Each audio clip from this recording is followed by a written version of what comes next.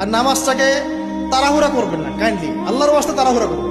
রিল্যাক্সে কেরাত করেন, রুকুতে সময় দেন, সেজদায় সময় দেন, দুই সেজদার মাঝখানে সময় দেন, শেষ বৈঠকে দোয়াগুলো করেন, তারপর ধীর স্থিরভাবে সালাম ফিরান, হাত তুলে দোয়া করেন, সময় দেন। কারণ আমি কি বলছি, সূরা জারিয়াতে 56 নম্বর আয়াতে আল্লাহ পাক বলেছেন, দুনিয়াতে পাঠিয়েছি শুধু আল্লাহর ইবাদত করার জন্য। তো যে কারণে এসেছি এটাতে এত তাড়া কিসের? অনেক মসজিদে নামাজ পড়লে মনে হয় ইমাম সাহেবকে বলি যে আপনার কি পেশাব পায়খানার চাপ নিয়ে নামাজ পড়ান? এমন অনেক মসজিদে নামাজ পড়েছি, মনে হয় ইমাম সাহেবকে ডেকে একটু কানে কানে বলি যে ভাই আপনার কি পেশাব পায়খানার চাপ আছে? মানে 4 রাকাত নামাজ 3 মিনিটের শেষ, 4 রাকাত নামাজ 4 মিনিটের শেষ, এত তাড়াহুড়ার কি আছে? হ্যাঁ, জামাতে নামাজ সংক্ষিপ্ত করতো, তাই বলে কি এত সংক্ষিপ্ত নাকি?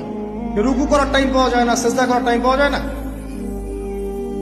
নামাজে ধীর স্থিরতা এবং খুশুটা খুব ইম্পর্টেন্ট। নামাজে কোথায় হাত বাঁধলেন এটা নিয়ে তর্ক না করে, নামাজের একাগ্রতা, মনোযোগ কতটুকু আসছে এটা নিয়ে তর্ক করেন।